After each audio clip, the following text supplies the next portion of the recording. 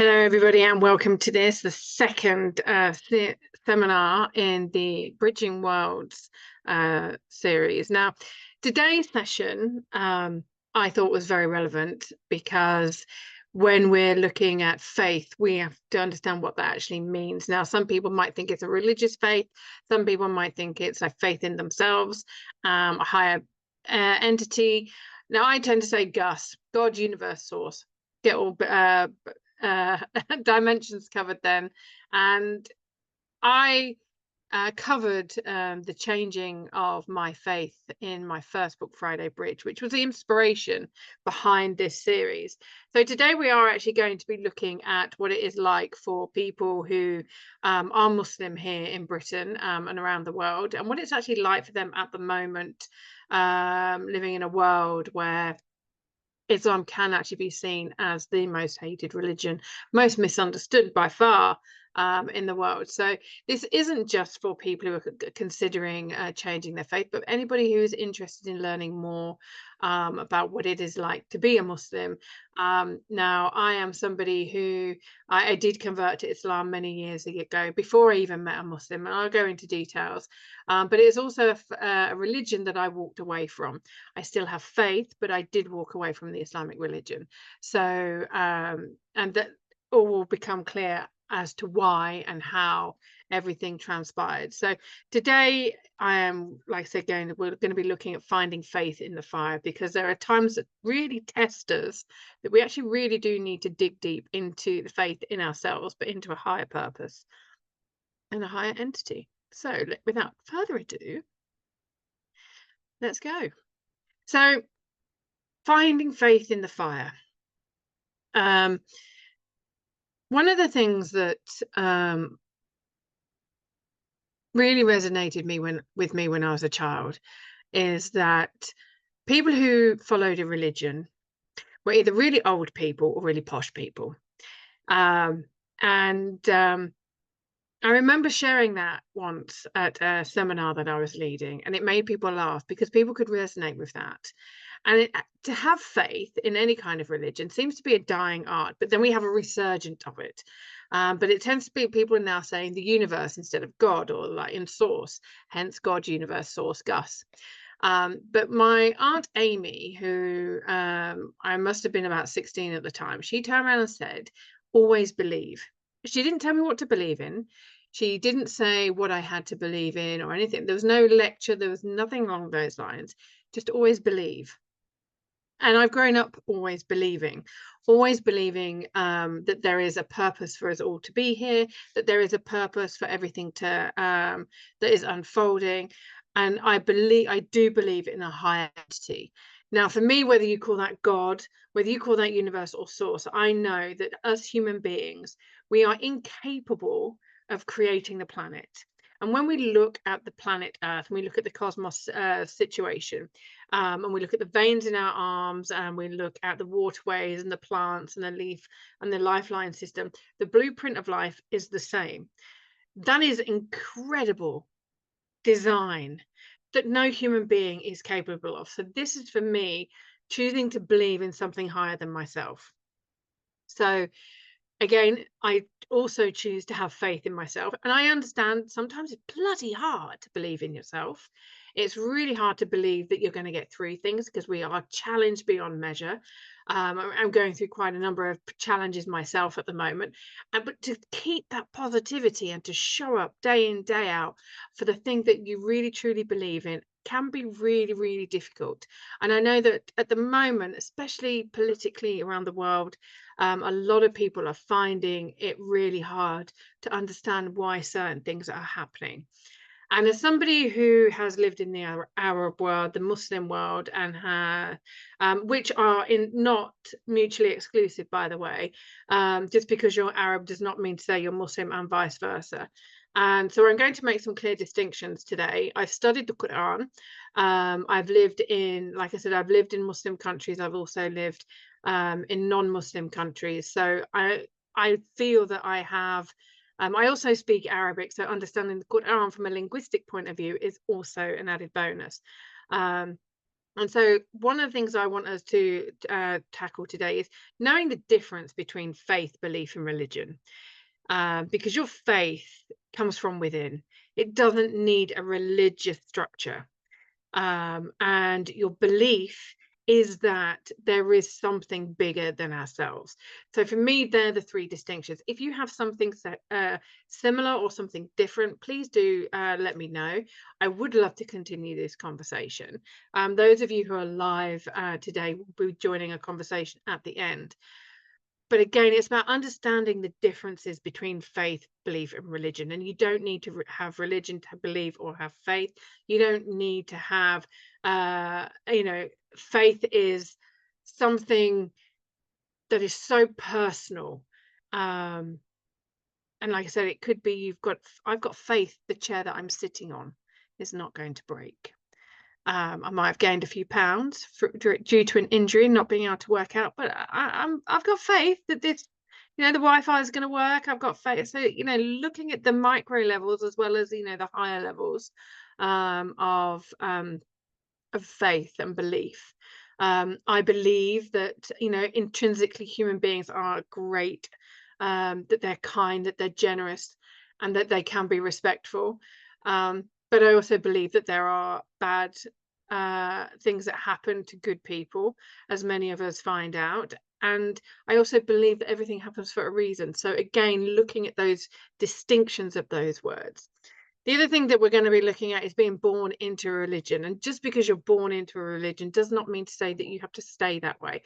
Every single one of the Abrahamic texts, whether that's Judaism with the Torah, whether that is the Injil with the Christian faith, or whether that is the Quran with the Islamic faith, they all tell us in one way or another not to follow our forefathers blindly, to question everything. And what we tend to find is that those who are born into a religion, they tend to stay with that, whether they practice their faith or not, or whether they practice the guidelines of that religion is a different matter.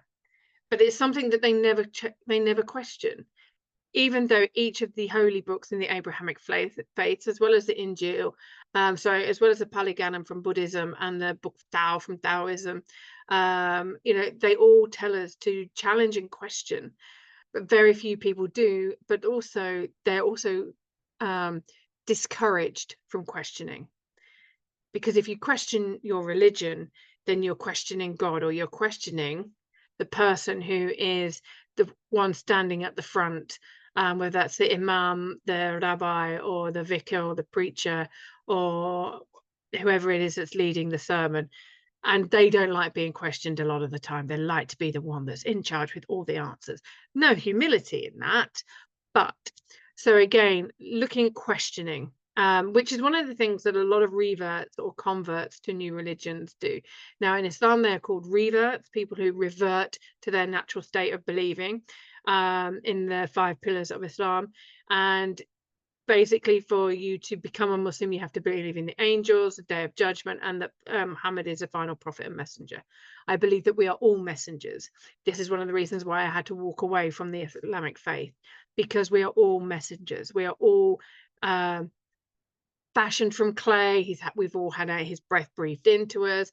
And we're talking he as in God, or Allah, depending on which language you speak. I mean, in French, it's called Dieu. So again, looking at the linguistics of faith and religion and belief. And when we question everything, if you're one of those children at school that always put your hand up and ask, why is that then? Or what about, I was one of those children, as you probably gathered. And it's about always questioning, well, if this is so, how come this? Well, why did that happen? And actually looking at the things that we're taught, or that things are written in holy texts, looking at it in context for the time in which it was written. Now, one of the beautiful things about the Quran that I loved was that it is a living, breathing book for all of time, for all of people, as are all the holy texts. And you have to put them into context, which, again, if you're used to questioning, then you'll be able to do it. But if you have been born into a religion and you have had the fear of God put into you about questioning your faith, then your questioning might not go as deep as it could do, and you might not have the confidence to challenge because you're afraid of going to the hellfire and all of the other threats that we get given. Again, I don't believe that. I believe that we have been given a brain. I believe that we've been given all of this information and these downloads from when we're meditating, we get all these messages, we get these ideas and questions, and it's absolutely necessary for us to question everything, especially the government. And I was asked a question on a podcast recently as to why so many people in the West are choosing Islam. And I think that when you actually, well, I believe that when you look at the structure of economics within the Quran, if we were to actually follow that, there would be no poverty. And I have known people who have been studying economics that have then gone, what do you mean? I'm like, go study the economic structure of the Quran, you'll understand what I mean. And they've converted or reverted, depending on which way you want to speak to it. And people find a lot of peace within Islam, and they realize that a lot of what is propagated in the media, when they've actually looked into Islam and they put it into context, then they go, oh, actually, this is really great. Everybody is equal, including men and women being equal. Again, we're going to come on to that. We're taught a lot in the world media, which is 96% owned by Zionists, that Islam is bad, Islam is evil, but it was one of the very first religions to actually come and abolish slavery, with the Bilal, who was the first muezzin, which is the person who calls people to prayer. And it was like slavery is no longer allowed, and this was written. It was also encouraged that women were educated, because during the time that Islam was revealed by the Prophet Muhammad, peace be upon him, a lot of women were being subjugated, they were being oppressed. And in Islam, a woman is you're supposed to love your mother first, second, third, and then your father. But you're also, the first word in the Quran is ikra, which means read, and the second most used word in the Quran is ilm, and that means wisdom. So it's always about seeking and about equality. And again, we're going to come on to those in the end. So again, what is presented to you by the world's media? Who owns it? Why are they spreading it in the way that they are? And what's their agenda? And when people are looking into situations, then they're well, why do so many people love Islam? Why is it a lot of Muslims have such a deep faith in the religion? And then they look into it and then they discover why for themselves. I can't tell you why they do it. I can't tell you why they don't do it. That is a very personal thing. But I wanted to raise that so that we don't know why people choose it. There are very vast reasons. I will share with you why I did. I was at school, 15 years old. Again, I've never met a Muslim. There's only one black girl in my whole school. You know, that was a time in Britain where, you know, multiculturalism was not, multi-ethnicity was not a thing. Multinationality wasn't a thing. Even Londoners were foreigners. You know, so I grew up in quite a rural, some would say backward area. And there was a lot of racism in that area as well. So again, when I chose it, we were learning about, we were in comparative religion, we were learning about pilgrimages. And when I looked at the Hajj, which is what all Muslims must take in their life at least once, then I saw that something so beautiful. I was so moved, my whole body filled with goosebumps. It's like a goosebump shower. And I was like, oh wow. And then I learned about the things that, you know, you have to be like to, you know, I believe that Prophet Muhammad was a real person. I believe in the angels, and I believe in the day of judgment. Well, okay, well, if I believe all those, I must be Muslim, right? So again, looking at that and looking at why people choose it. And again, from that moment on, 15 years old, having never met a Muslim, I chose to be one. And then I started questioning, because the Quran tells me to question. And one of the things that it's doing is it teaches you to think for yourself. And when we're looking at what it took for me to convert, I didn't feel any change in my life. I grew up in, like I said, in a rural area where family meant everything, or supposed to have done. We were a very close-knit community. Everybody looked out for each other. What the Quran was teaching me was no different to what people in Britain, like my grandparents, were teaching me. And this is going back to how old people, the only people who believed in God were old people and posh people.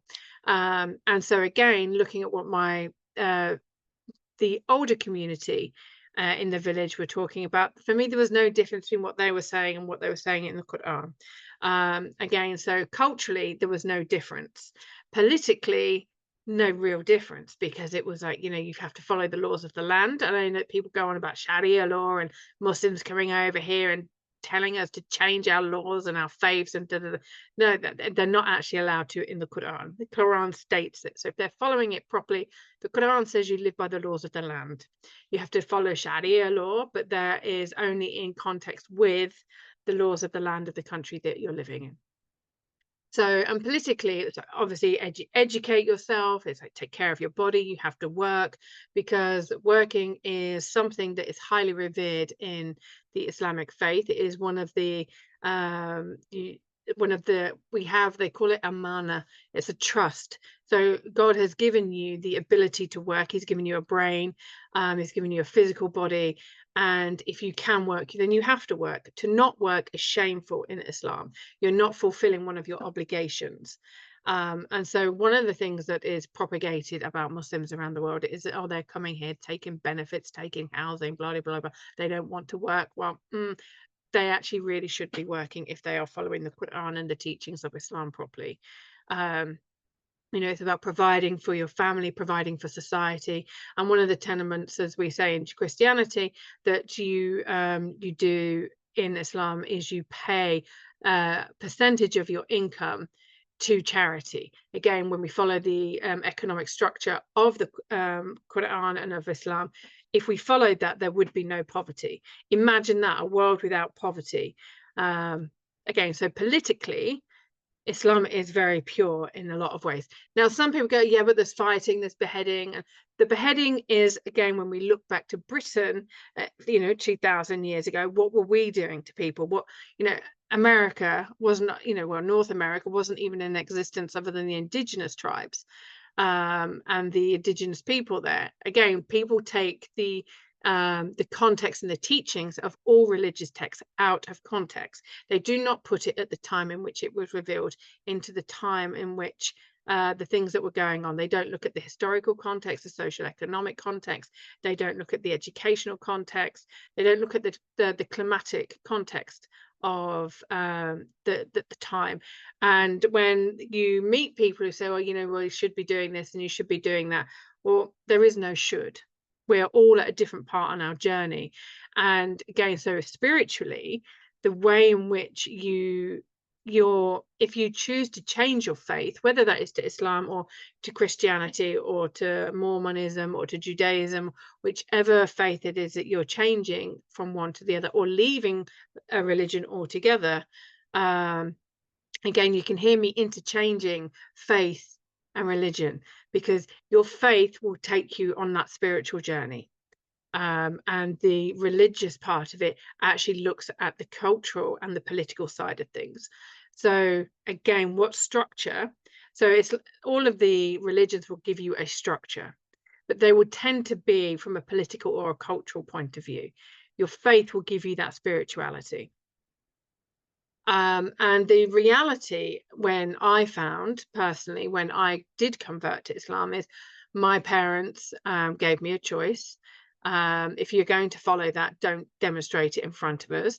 When I did choose to wear the hijab, my mum told me she wanted to rip it from my head. I said, but you didn't want to rip my grandma's scarf from her head. My grandma was English. And a little bit of cultural and historical context for you.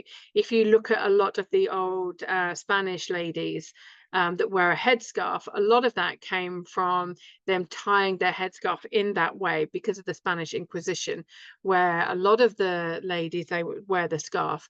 They're actually from the Islamic community, and they wanted to continue wearing the scarf, but because of the fear of persecution, they chose to just tie it in the way that we see it now, which is more of a bandana. And a lot of the Qur'ans were buried in walls, and we saw about the fires of Cordoba, where a lot of books were burnt. And there is a place up in the mountains of Pablo de Friqui in Andalusia, which actually restores a lot of the books and the Islamic history of Spain. Beautiful place. Views are amazing, food is delicious, but it's absolutely a fascinating historical journey if you wish to do that. So the other thing, that when you're living and you're choosing to practice your faith, whether it is Islam or not, are you wearing, like, we'll see some Jewish people wearing the Star of David, we'll see Christians wearing a crucifix, and for Muslims it's more of a wardrobe where, you know, they're either men are wearing a longer beard or they've got mustache and goatee. You'll tend to see that the Pakistanis wear a sawar khamis, which is the longer shirt and the trousers. Both men and women in the Arabic culture, they tend to have more of an abaya or a galabeya, which is the long dress. The women, depending on which part of the world that they are from, will either wear niqab, or they'll wear hijab, or they'll wear the burka, which I will be coming on to. So again, when you're choosing Islam, you don't need to change your name. A lot of people think that you do. You don't. That is just a cultural indoctrination that is being passed on. Some people like to do it because then it separates their old life from their new life, although it is just one. And again, so the practicalities of changing your faith or your religion isn't really that. You don't, like I said, you don't have to change your wardrobe, you don't have to change your name, you don't have to change the food you eat unless you're eating pig. If you've been, you know, going out taking drink and drugs for a long time, you don't have to stop that. Well, you do have to stop that if you're practicing on the highest level, but there are some people that don't. And also, who are we to judge? And then when we talk about alcohol, we have to understand how far we're going to go, because there is alcohol in bread, which is one of the reasons why a lot of Jewish people and Muslims, they choose to have unleavened bread,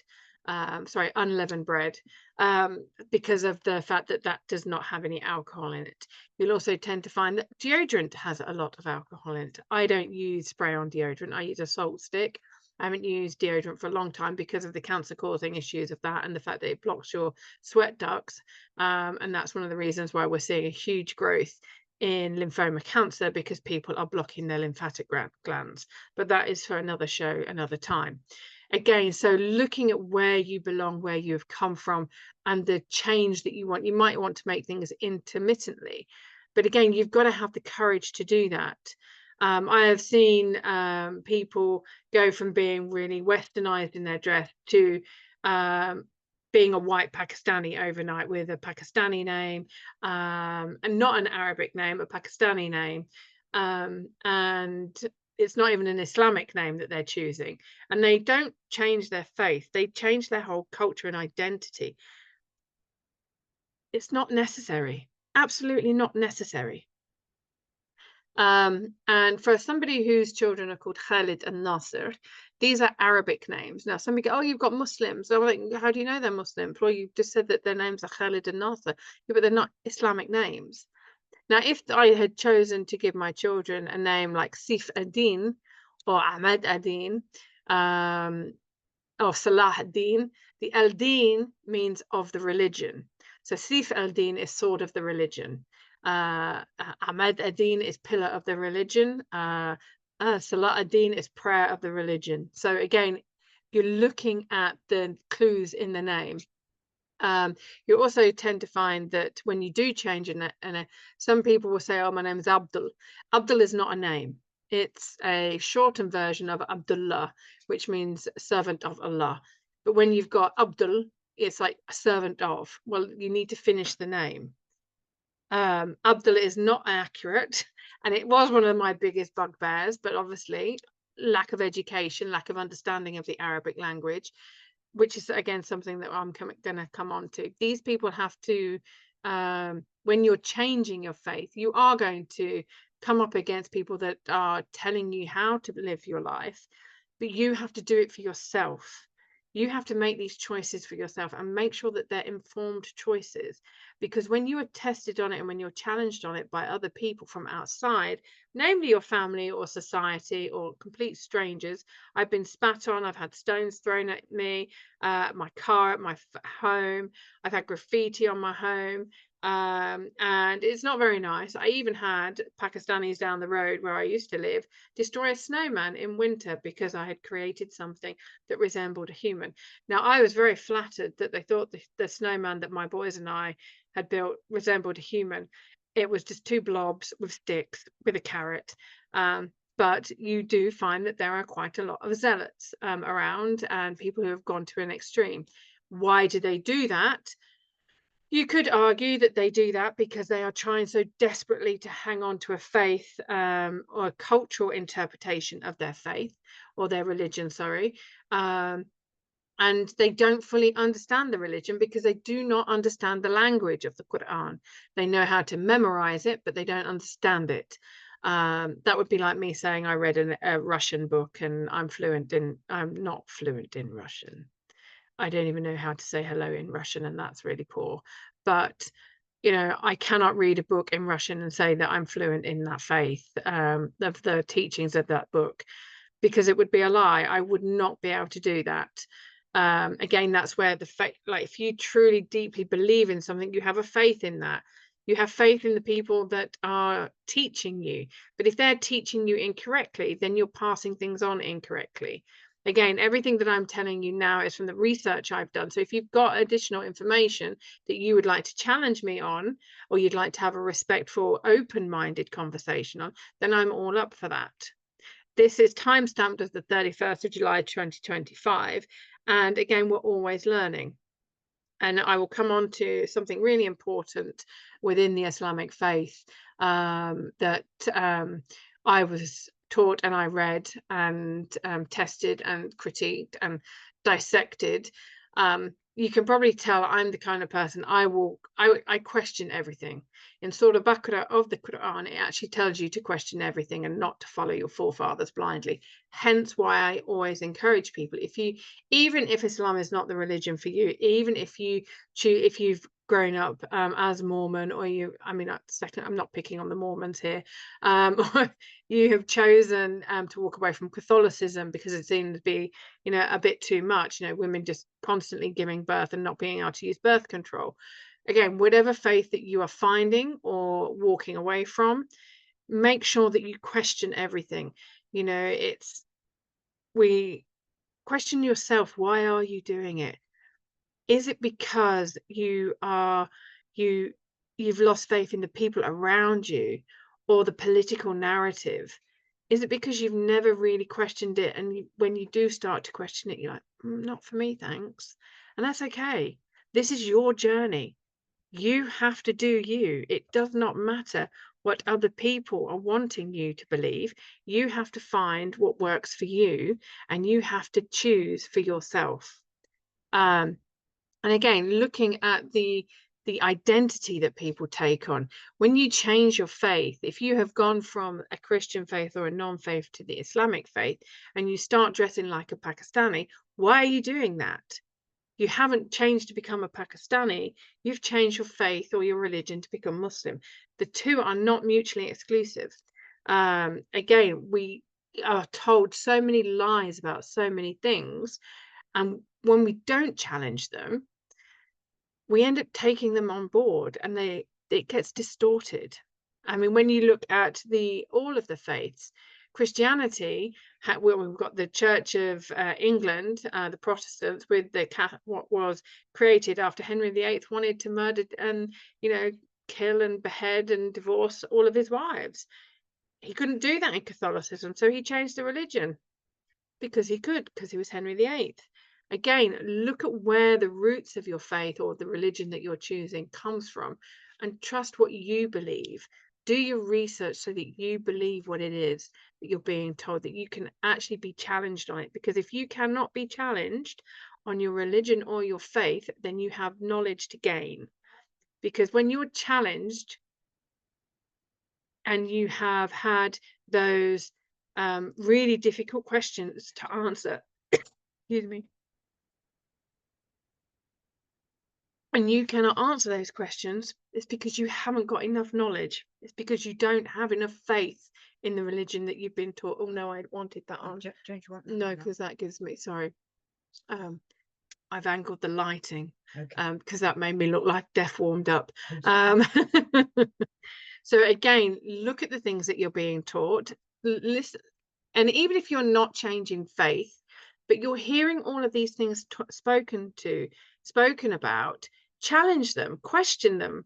Don't just be blindly brainwashed by the media about something that you don't actually know about. And if you are, for example, like me, I actually learned Arabic. I learned Fusha, Modern Standard. So Fusha is a language of the Quran. We call it High Arabic. Modern Standard is like the BBC English. And then you've got colloquial, which is your regional. So again, make sure that you understand the language in which your holy book is written in. So if you're Jewish, then make sure that you understand, well, I'd say Hebrew, but that was something that was created with the state of Israel. You know, make sure that you understand the language that you are that your holy book is written in, so that you understand the subtleties. For example, there is a line that most people have asked me about, you know, what about women allowed to be beaten? And it's like, well, actually what they've done is they've taken a part of the Quran out of context. And it's that there is a part that says women should be struck from, and it means struck from the record, i.e. a line through a legal document, i.e. divorce documents, your marriage documents. But there are many, many stages before that. If you are having challenges within your marriage, then you need to have some time apart to reflect and come back, have mediation, pretty much like the divorce proceedings today ideally would be. And then if you cannot continue to live together, then you live apart. And then if you still cannot resolve your differences, then you have the woman stricken from the record. Now, it's said the woman stricken from the record because, as with many things, even in Western world, you know, women even 50, 60 years ago in Britain were not allowed to vote. We were not allowed to own our own property. We were not allowed to buy our own car. We had to have our husband sign for it. Again, very similar. You know, look at where your own culture is as to what it is that's actually being set up. Remember, these holy texts were written thousands of years ago. So make sure you're putting everything into historical context. And again, it's bringing up the women in Islam and the cultural differences and practices. Now, many people, they say, yeah, but women are oppressed within Islam. No, they're not. Absolutely, they're not. It's the culture that oppresses them. And as I mentioned at the beginning, the first word in the Quran is Iqra, which means read. The second most used word in the Quran after the word Allah is ilm, which means wisdom. Now that becomes before prayer, that becomes which is salah, that comes before sadaqah, which is charity. And again, when you understand that, you're like, okay, this book is asking me to be wise. It's asking me to question. It's asking me to be a seeker of knowledge. And that is for everybody. That's not just for men. When we see women oppressed within any faith or any part of society, that is a political or a cultural issue. Now, cultural issues tend to come from the political. And whether that is political within tribes or within governments is a different matter, and it depends on the kinship system. But again, you have to put the practices that you're seeing into both the, like, where is this person from? So for example, if I saw a woman in a hijab and it was more tied in a bandana style, I would probably think that she was from the southernmost parts of Spain, Andalusia, perhaps that she was from a rural area. If she was wearing hijab the full way, depending on how she ties it, I would probably be able to tell whether she was Malaysian. I'd be able to tell whether she was from different parts of Southeast Asia. I would be able to tell which part of the Arab world she was from, because they all have very distinct ways of tying it. I would be able to tell whether she was from different parts of Africa. And I personally chose to tie it the way that the African ladies in Central Africa tie it. I thought it was just like, wow, love that. But it also helped me integrate, because I used to wear my Adidas trainers, my big baggy combats, a nice loose t-shirt, and a bandana. People didn't know whether I was from a hip hop band, whether I got cancer, or whether no one ever guessed I was Muslim at the time. And people always ask me about the niqab. Now, the niqab is something that predates Islam. Now, we've all seen the movies with, these women in the harems. What's his name? There's a really famous film. Can't remember what it's all about. Lawrence of Arabia. And you see women in these harems with these sheer muslin cloths across their face. That's the niqab. One of the reasons why that is there is that a lot of the women in the royal courts, they did not want the women who were more beautiful than them, or the women that had got facial disfigurements, either offending them because they were disfigured, or because they didn't want the other ladies' beauty outshining their own. And then you've got to look at the climatic and the environmental issues that were going on within the area. Now, we've all seen lots of people, even a lot of the runners that do the Marathon des Sables in Morocco, they wear a scarf across their face. We see motorbikers, Hell's Angels, wearing things across their face because it's stopping the wind, it's stopping bugs getting in their face. Well, the Arabs have done the same for generations, when they used to have the long caravanserais, where like sandstorms would come up. So it's actually protecting their face against wind, sun, and sandburn. Again, so knowing that that's where the niqab comes from, and it predates Islam. So again, the niqab is not Islamic, but it's not un-Islamic. It's just a cultural practice from that part of the world, and not a lot of people know that. The burka, that's on a whole other level. That is something that is a political, very extreme practice, and that is forced upon the women. It is quite unfortunate, to say the least. But that, again, when we understand Islam and Islamism and extremism, we have them all in lots of different, in all religions. There are, I wouldn't say nut jobs. It is a word I would want to use, but again, it's looking at where are the fundamentalists in there, and again, what caused the men within places that force women to wear the burqa. What is their political agenda? What caused that political or that cultural situation? Because there's always a cause and effect here. And we're seeing that the women who do wear niqab, they're not questioning. They don't have the space to question. They don't have the political rights to question. Or they've just chosen it because they want to honor the time of the Prophet, peace be upon him. Because that's what women of that time did. But then my question to them is, well, do you sleep on a straw mattress? Do you go everywhere by horse? Do you still use candles instead of electricity? Again, if you're going to do one thing from the time of the Prophet, peace be upon him, why are you not doing everything from that time? Again, it's something that I would question, but not other people would, because again, not everybody has got the fire within themselves to actually find the faith to actually, and the courage to ask that question. And we've all heard that behind every strong man, there's an even stronger woman. And I can guarantee you, a lot of the women who wear the niqab or wear the hijab, their men they're doing as they're told. The women are not oppressed. The women are in charge. And as what used to happen when you look back at the old farming and mining communities of Britain, the men would earn the money, come home, give the wife all the housekeeping and all the money, and then just take his beer money. That is pretty much what happens in a lot of family. The men make sure that everything that they're earning goes to the family. a lot of men that I've met across the Arab world, I've said, you sound like a bank account for a woman. He's like, yeah, that she's my family, that she's taking care of the family. I'm going out, I'm providing, she takes care of the family. She needs to be given all of this.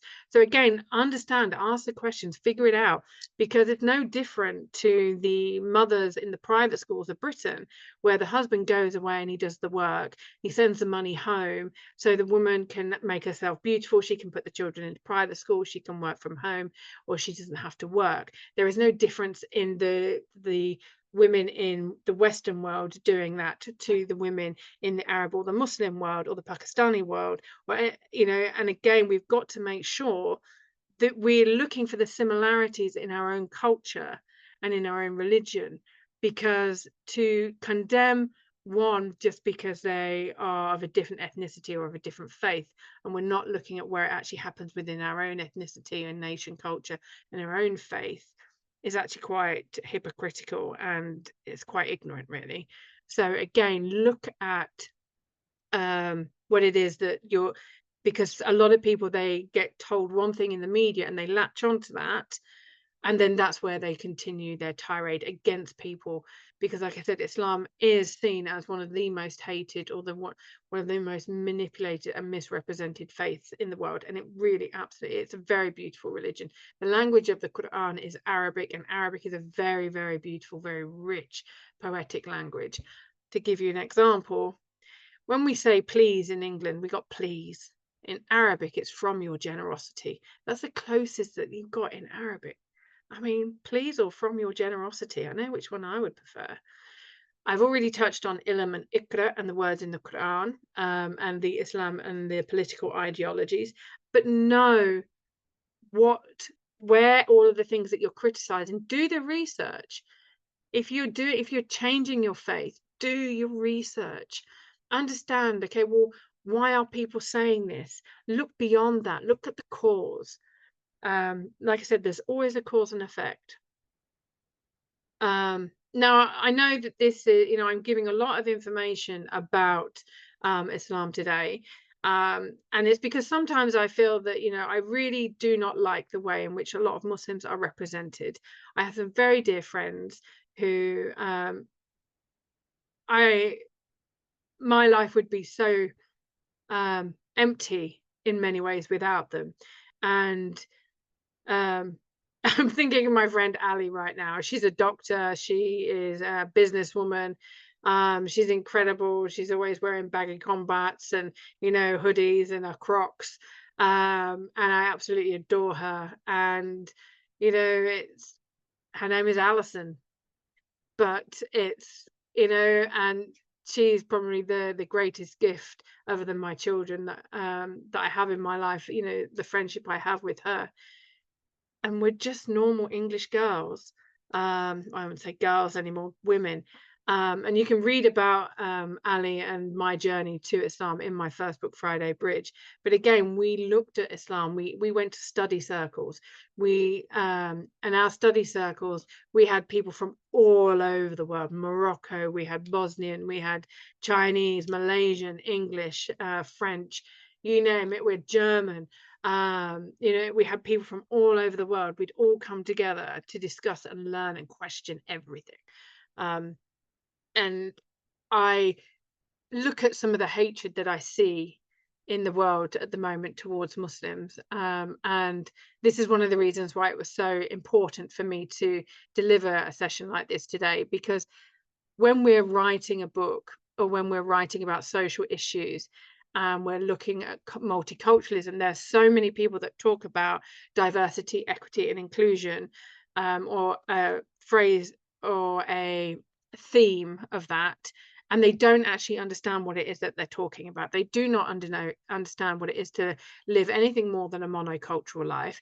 They have never lived in different countries. Their friendship groups are very, very limited to whether people like themselves, whether that's a social economic group, whether that is an educational group, faith, or ethnicity.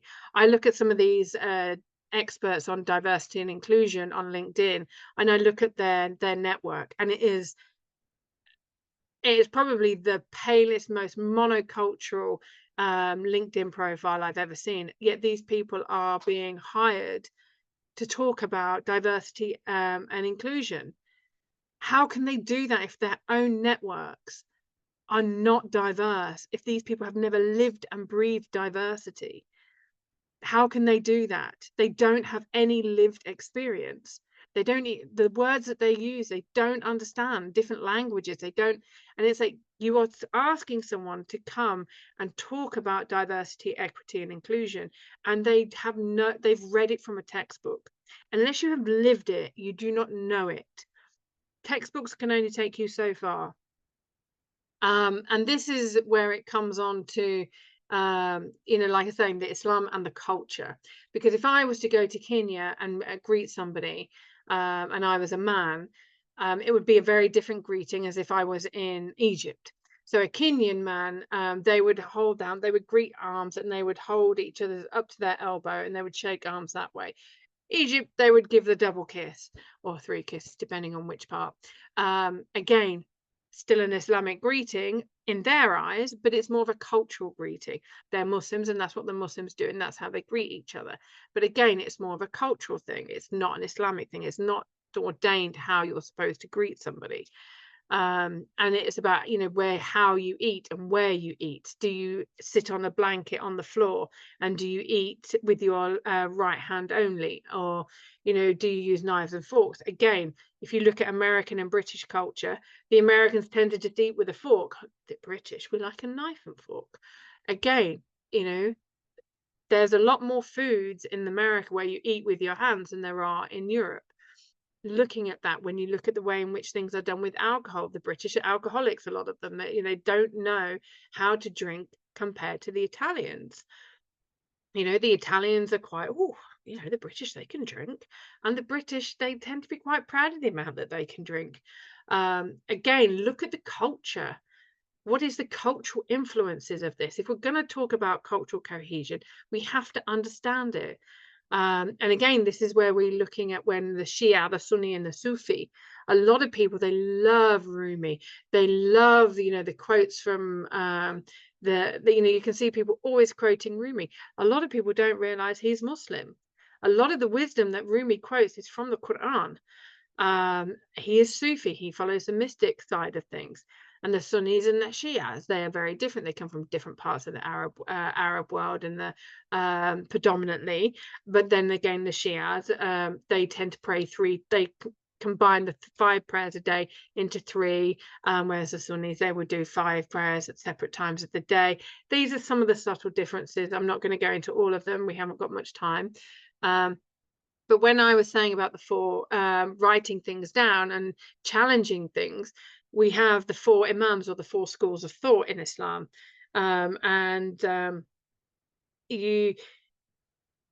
There are so many texts available where the 4 imams said, do not write down what I am telling you, because I am not the one that you are following, and what I know today will be different tomorrow, which is why I always try and remember to timestamp what it is that I'm sharing with you. Because if I've made a seminar today on the 31st of July 2025, and then next week I go and learn something new, or somebody challenges something I say on these sessions, and then my understanding changes, that's me growing, me evolving, and having my knowledge tested. And it's absolutely essential if we are going to be people that are leading sessions like this, or we're helping to educate other people with what we know. It's absolutely essential. And the 4 imams did that. But what we've found is that a lot of people within the Quran and within the Islamic religion, they have chosen to follow one of the 4 imams. They're no longer following the Quran. They're following one of the imam's interpretations of what he thinks he knew. But they all said, do not follow me. I am not the person. I'm a Muslim like yourself. I am imam. I'm always learning. Do not follow me. But people do. Again, people use it to divide and conquer. And divide and conquer is a great British thing, which isn't very great, and it's causing so many problems around the world that we think that we're so brilliant that we can just give stuff away and cause all these problems and then walk away. You know, it's not our fault. And then cry, well, it's not our fault, oh, we don't want all these people, blah de blah de blah. We have to let it go. If we're all cut, we all bleed red. We've got to start realizing that we are all fundamentally the same. We all want happiness and security and safety and food, and we want to be able to protect our families. The same for everybody. And this is one of the things that I loved about the Hajj, and which is what drew me to Islam in the first place. Now, Hajj is the pilgrimage that they do, which is the big Eid, which is a 3-day Eid. So after, like, they'll go and they'll do the Hajj to the Mecca and the Kaaba. They'll do the Tawaf, which is the circling of the Kaaba. And then you have the big 3-day Eid, and then you'll have like a little Eid after the month of fasting in Ramadan.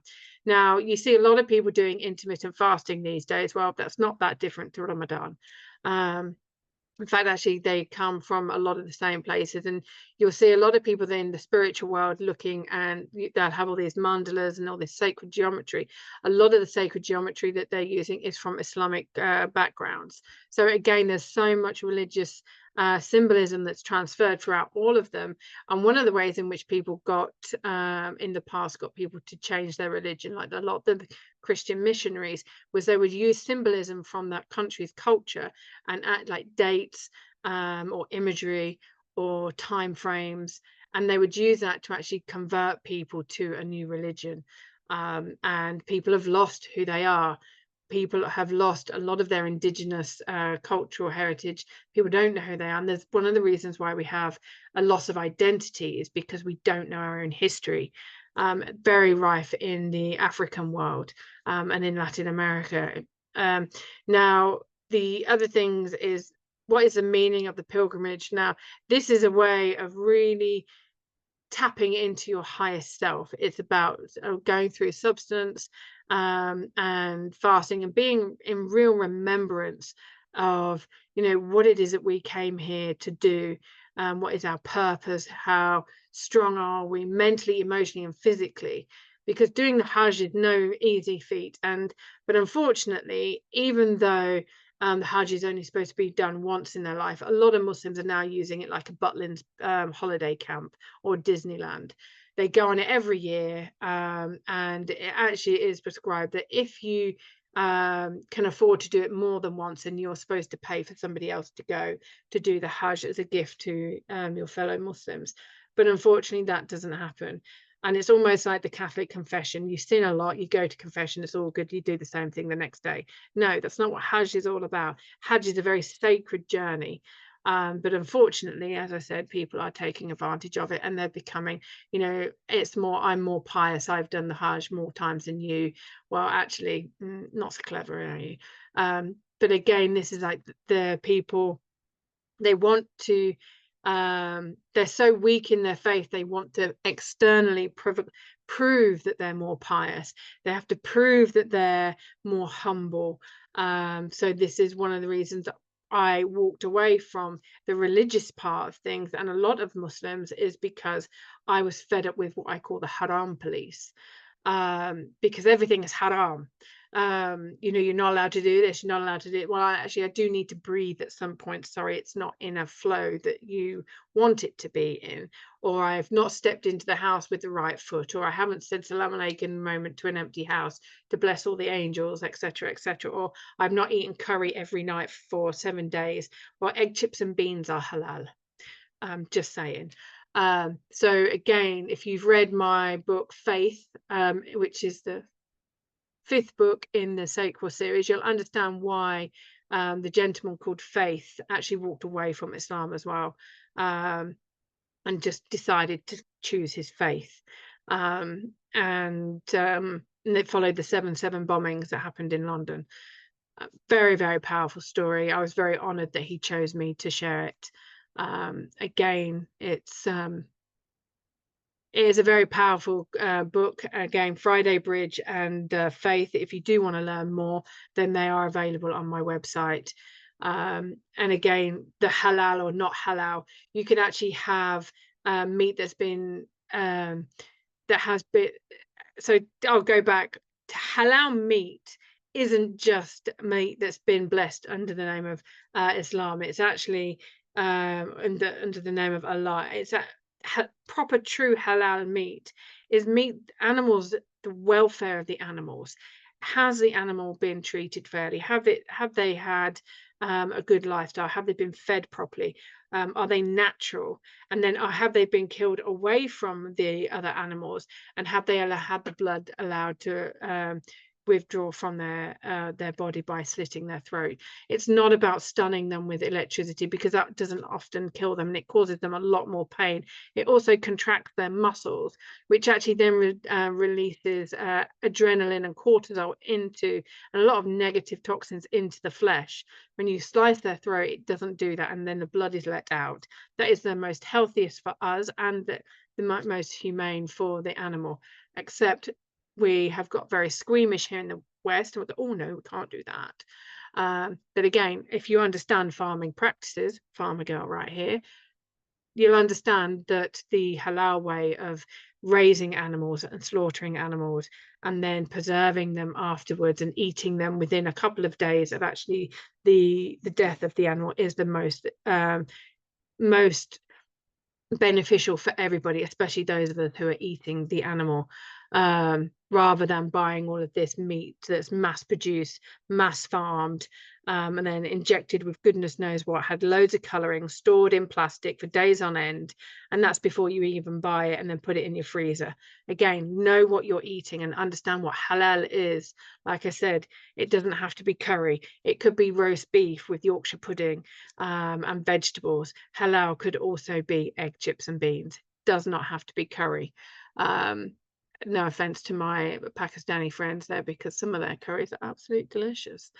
Okay, I know that I'm coming up to the top of the hour. There's been a lot in here, and it is about having that courage to question and ask all of this. I know that there are going to be some people who have wanted me to deliver this seminar, and they have wanted me to answer a lot of their questions, which I did in my first book, but they still haven't purchased that.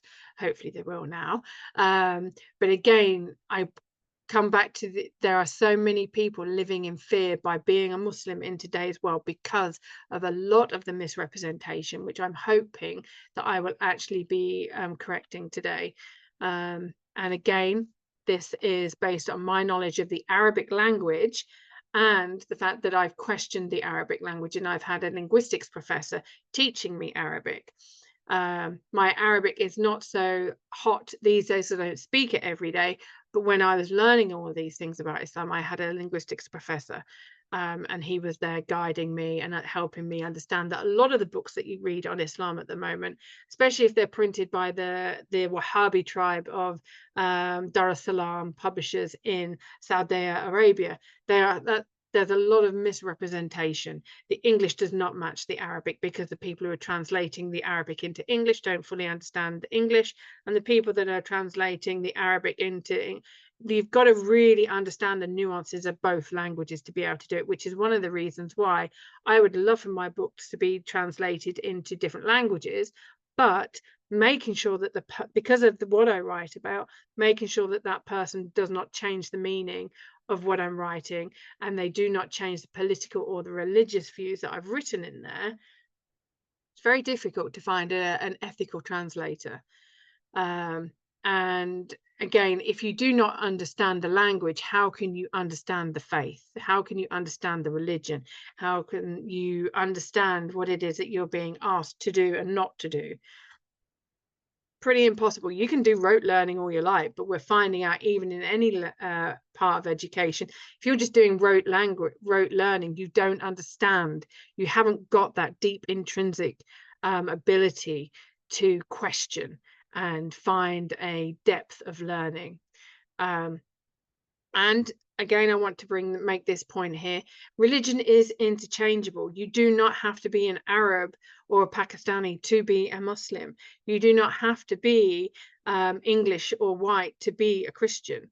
Your ethnicity is your ethnicity, which is separate from your nationality and your faith and your culture. When I look at what is my culture now, I've lived in 44 countries around the world.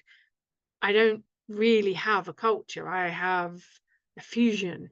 There are lots of things that I do that are English, like I like my English cup of tea at 4 o'clock in the afternoon. But again, I might have more of a North American behavior where I need my coffee in the morning. There are certain things that I do. I still like to fast, even though I do not practice the Islamic religion. I do have faith in my heart. I still, if somebody has done me harm, I always think of 7 things that could have caused that, and then think of another 7. That's very Islamic. Islam is a very forgiving religion. Again, you know, like the way I dance, I love Latino music. I love Arabic music. When I think of food, I want food from home. It's always Arabic food. Where is my culture? My nationality might be English, but it's also British. But being British doesn't mean to say you're English, Welsh, Scottish, or Cornish. Again, are the Cornish English? What are, you know, whereabouts do they sit on that?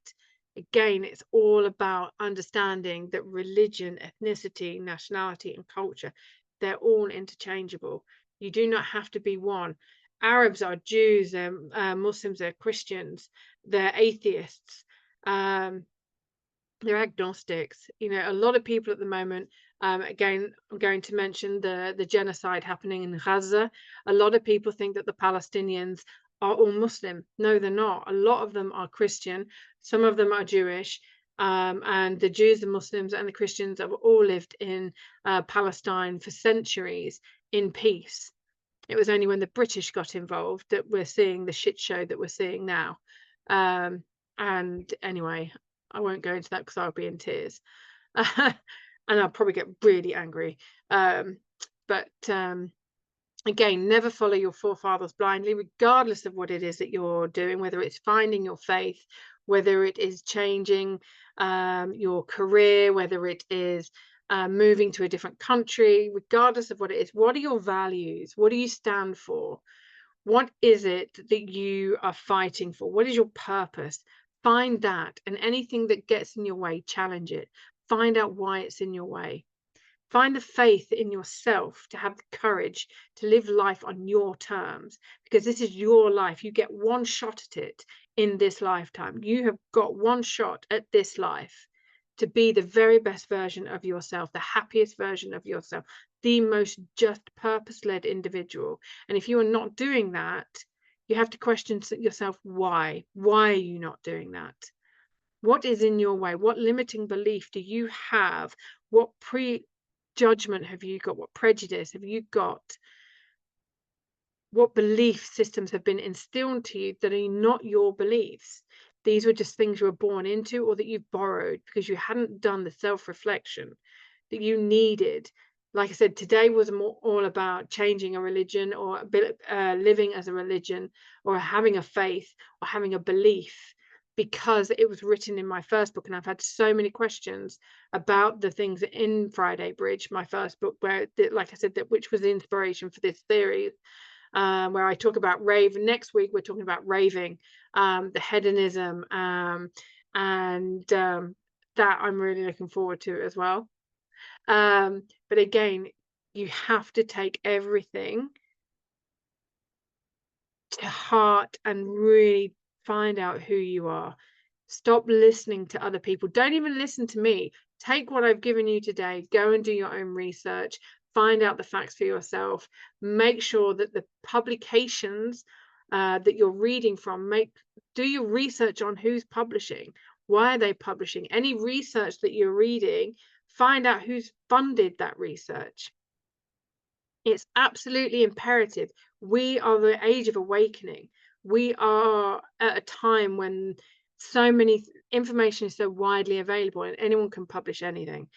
One of the reasons why I refuse to publish a lot of people is they haven't got the evidence to back up what they're saying. And I will not publish their stories if they have not got the evidence to back up, and they've not got the copyright or the citations. You need that. I'm not going to jeopardize myself and my children or my other authors by publishing drivel or publishing things that are not true. I have a responsibility as a publisher, as a mother, and as an author coach to other people, and everybody who's ever believed in me. I have a responsibility to them, and with freedom to choose comes freedom of responsibility. We need to be responsible for our freedoms. And remember, if somebody else's human rights are not recognized, then ours aren't either. Gosh, I'm really going on long today. The spiritual social cost of conversion. As I said, my parents, they told me that I needed to choose between them and my husband at the time. I chose him. I lost connection to, I haven't spoken to my brother in many, many years, decades. I lost a lot, but I also gained 2 wonderful children. So for me, did I lose anything? Again, visibility, visibly Muslim in a world of invisible bias. I've already touched on that. I've already touched on Rumi, the whirling dervishes. They're mystic Muslims. They're mainly from Morocco.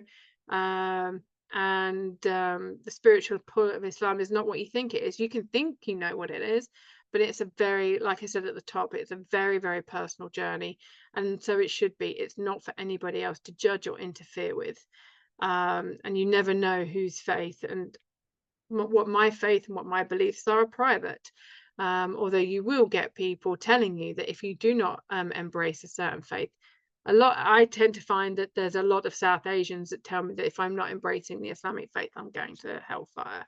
Well, you know what?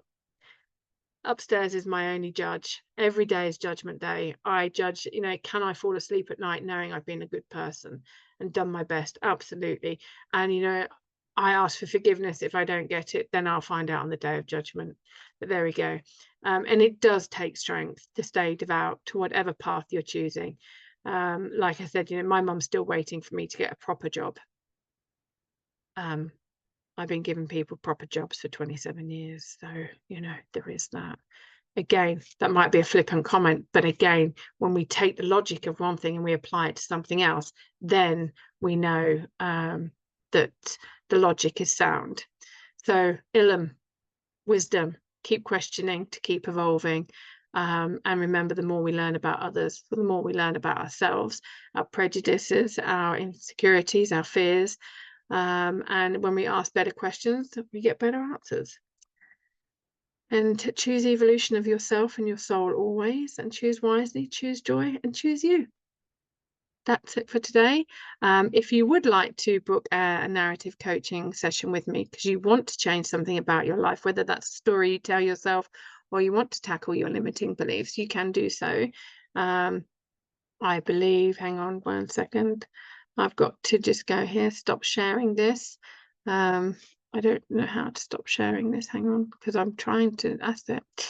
There is, you can book, this link will be in the show notes underneath, and in the email that's sent out to you. So if you do want to find a session with me, then do go to this calendar. Tai, my wonderful VA, will make sure that you've got the links. Fridays, I need to update this because I'm going to be traveling. I've got a meeting at 10 as well.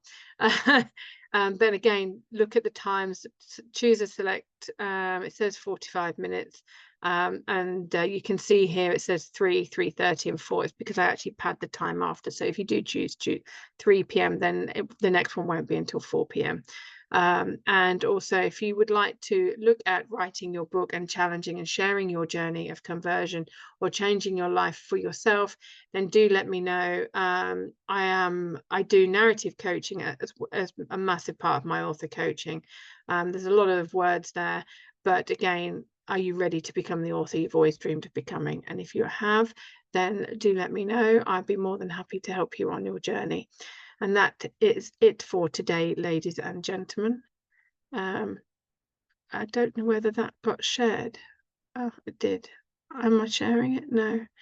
God, what's Zoom done? Anyway, I'm going to go into the live Q&A session now, but thank you very much for joining. And again, if you've got any further questions about today's subject, then do let me know in the comments below or send me an email when you get this replay. Thank you so much for joining me. Take care. Ciao, ciao.